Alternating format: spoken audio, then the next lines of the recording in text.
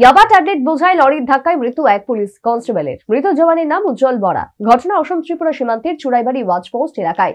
Police এই ঘটনায় লরির চালক ও সহচালককে গারদে পুরেছে।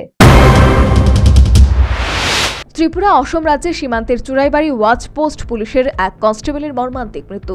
লরির ধাক্কায় পিষ্ট হয়ে এই ঘটনাটি সংঘটিত হয়। মর্মান্তিক দুর্ঘটনাটি ঘটে অসমের করিমগঞ্জ জেলার বাজারেছড়া থানাধীন চুড়াইবাড়ি পুলিশ গেটে। ঘটনায় প্রকাশ শনিবার ভোররাতে ত্রিপুরা থেকে TR01AU 1672 নম্বরের একটি কার্টুন বোঝাই লরি অসম পুলিশ ওয়াচ পোস্টে প্রবেশ করতেই কর্তব্যরত পুলিশ জওয়ান উজ্জ্বল বরা গাড়িটি দাঁড় করানোর সিগন্যাল দেয়। লরি চালক সঙ্গে সঙ্গে দ্রুত গতিতে গাড়িটি নিয়ে পালিয়ে যাওয়ার সময় পুলিশ কর্মী উজ্জ্বল বরাকে তীব্র গতিতে ধাক্কা দেয়।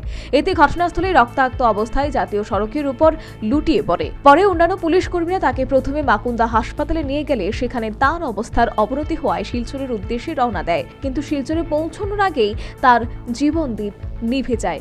এদিকে পলাতক ঘাতক লরি ও চালকের খোঁজে পুলিশ তল্লাশি চালিয়েছে। পরে রাতাবাড়ি থানা এলাকার নিভিয়াতে গিয়ে পুলিশের হাতেই ধরা পড়ে গাড়ির সহ চালক। সেই সাথে গাড়িতে 20,000 নেশা জাতীয় ইয়াবা ট্যাবলেট জব্দ করা হয়েছে। তবে এই গাড়িটিকে পাকড়াও করতে গিয়ে রাতাবাড়ি থানার ওসি বিমল ছেত্রীও দুর্ঘটনায় গুরুতরভাবে আহত হয়।